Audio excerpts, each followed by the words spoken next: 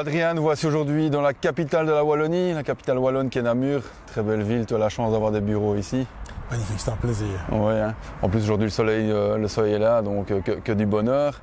On va parler un peu de ton métier. En fait, je remarque qu'on fait un peu le même métier. Moi, je protège le patrimoine de mes clients, le patrimoine financier, mobilier, et toi, le patrimoine immobilier. Exactement, oui. Il y a pas mal de parallèles effectivement entre nos deux métiers. Entre nos deux métiers, tout à fait. Chacun à son niveau, on va vraiment protéger nos clients de l'adversité, donc en matière de sinistre, de mon côté en direct. Et toi, c'est vraiment plus en matière de conseils avisés au niveau financier. Pour un résultat final, protection du patrimoine de nos clients. Exactement. Alors je vais utiliser un terme que tu détestes, mais je le fais exprès. Donc tu es contre-expert. Donc c'est un terme qui est désuet, on est bien d'accord. C'est un terme qui est complètement obsolète dans la mesure où au final on est effectivement contre personne dans le cadre de l'expertise. On va vraiment plutôt prendre la défense de nos clients les sinistrés face aux experts qui eux sont mandatés par les compagnies d'assurance, mais au final on est particulièrement complémentaires. Donc on fait chacun une partie du travail. L'expert de la compagnie, c'est les yeux et les oreilles de la compagnie sur place. Il va vraiment permettre à la compagnie de comprendre l'origine du sinistre, l'importance du sinistre, les mesures de préservation à mettre en place, et puis il va se mettre en attente d'une réclamation. C'est là que nous intervenons. On va pouvoir vraiment chiffrer précisément tous les dommages au niveau bâtiment, au niveau contenu et au niveau de toutes les garanties accessoires qu'offre le contrat d'assurance incendie, de façon à à percevoir correctement le dommage et permettre d'arriver à une indemnisation qui soit optimale pour les sinistrés.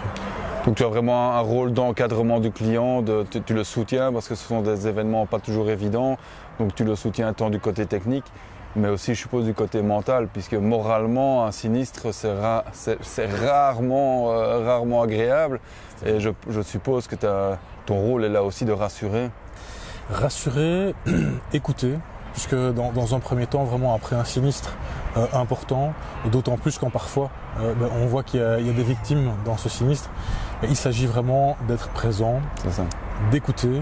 L'écoute active, c'est vraiment pouvoir simplement intégrer et comprendre. Il y a une notion d'empathie qui est vraiment fort importante avec les personnes qui sont victimes de sinistres, de manière à vraiment pouvoir entrer en matière d'expertise d'une façon douce et d'une façon la moins désagréable possible pour nos clients. Alors moi je te connais, je sais comment tu travailles et je sais que tu as une approche très professionnelle du côté technique et aussi avec beaucoup d'empathie, c'est super important. Mais on est d'accord que certains de tes confrères ne sont pas du tout comme ça. Je me souviens de certaines situations que j'ai vécues avec des clients où finalement la maison était encore en train de brûler, que tu avais déjà tout un nid d'experts qui arrivaient et qui essayaient de décrocher le contrat et qui n'avaient pas une démarche très positive, qui pouvait même parfois déstabiliser le client et alourdir sa peine. Quelle est ta position par rapport à ça? Je pense que votre image parfois peut être un peu ternie par ce genre de démarche. Exactement. Là, on en revient vraiment à la notion du contre-expert dans sa notion old school et plutôt agressive, et même le côté vautour qui est là dès la survenance du sinistre, avec les contre-experts qui débarquent et qui vont vraiment embêter les clients, donc apporter un poids supplémentaire plutôt qu'apporter une solution aux clients. Nous, on est vraiment là dans une démarche complètement différente. On est vraiment là pour aider les sinistrés, et on va vraiment alléger quelque part leur peine.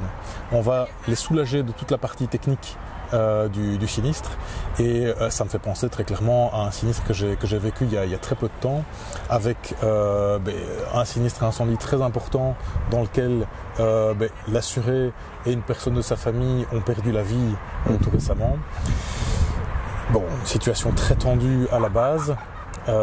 Nous sommes appelés par le courtier au lendemain du sinistre, de façon à prendre en main cette expertise, et j'apprends que la veille, juste après cet incendie, eh bien, un confrère, c'est un contre-expert vraiment pur et dur, qui a essayé de prendre la main dans ce dossier d'une façon agressive, signé qu'on appelle à l'arraché, et plus choquant encore, le bâtiment était encore fumant, les deux personnes étaient fraîchement décédées.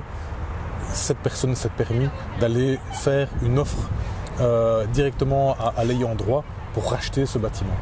c'est inimaginable, c'est humainement très très décevant et c'est vraiment cette image du contre-expert agressif et qui va viser ses intérêts avant ceux des sinistrés et qui nous colle un petit peu à la peau comme une vilaine étiquette dont on ne parvient pas à se défaire. Et ça vraiment, moi je m'insurge à 100% contre ce genre de pratique qui est vraiment très choquante. Déontologiquement, est-ce que vous avez le droit de faire ce genre de choses ?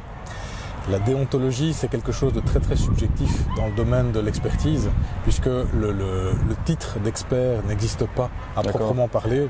C'est bien le problème, c'est que monsieur, madame, n'importe qui peut se lever un matin et devenir expert. Devenir expert et aller raconter n'importe quoi et ternir effectivement la profession d'une façon assez éhontée. Je pense que ce n'est pas trop le cas dans ton bureau. Vous êtes quand même des experts avec beaucoup de techniques, de formation, d'empathie, on vient d'en parler. Absolument. Et donc, je peux comprendre évidemment que ce genre de démarche t'irrite un peu. C'est très irritant, effectivement. Quand on entre en matière, quand on discute avec des personnes victimes de sinistres qui ont cette image en tête du vilain contre-expert, du rapace qui vient se nourrir plutôt que fournir des solutions, et qu'on explique effectivement la démarche réelle, concrète du bureau, alors là, évidemment, la perception est complètement différente. Quand on prend cette notion vraiment d'expert de sinistré et qu'on remplace cette notion par celle du contre-expert, ça change complètement. Et là, les gens d'eux-mêmes disent non, une pipe. Si je vous avais connu plus tôt, si j'avais fait appel à votre bureau dans le sinistre que j'ai vécu auparavant, c'est évident, les choses auraient été différentes, puisqu'on aurait vraiment pris en charge le sinistre d'une manière professionnelle, d'une manière professionnelle et structurée dès le départ, et ça aurait changé complètement l'orientation du dossier. C'est pour ça qu'on est là. Donc pour résumer, ton rôle technique pour l'encadrer, pour que ton client ait la bonne indemnisation, et puis toute cette charge mentale aussi que tu essaies de libérer. Oui, le côté humain. On va vraiment optimiser quand on prend en charge un dossier, tant le côté financier, donc la finalité même du dossier, c'est vraiment juste un PV avec des montants, mais évidemment on va décharger nos clients de toute cette charge. On va leur permettre quelque part, après un sinistre, mais de s'occuper d'eux avant tout, de vraiment recentrer leur vie sur eux-mêmes et leur famille, de manière à leur permettre, pendant la parenthèse qu'est cette expertise, de vivre d'une façon la plus confortable possible. Adrien, merci beaucoup. C'est toujours très intéressant de parler avec toi. J'en apprends très régulièrement. Et je pense qu'en effet, faire appel à un bureau comme le tien, c'est hyper réconfortant tant pour le courtier que pour le client. Effectivement, oui. On va vraiment travailler ce cercle vertueux. Quand nous on intervient, toutes les personnes dans la chaîne, le client évidemment, à commencer par lui, son courtier, l'expert de la compagnie, même la compagnie assurance, tout le monde s'y retrouve dans la mesure où on va vraiment fluidifier chacun des engrenages qui permet d'arriver à un résultat optimal pour tout le monde. Super Adrien, merci à toi. Avec grand plaisir, merci à toi.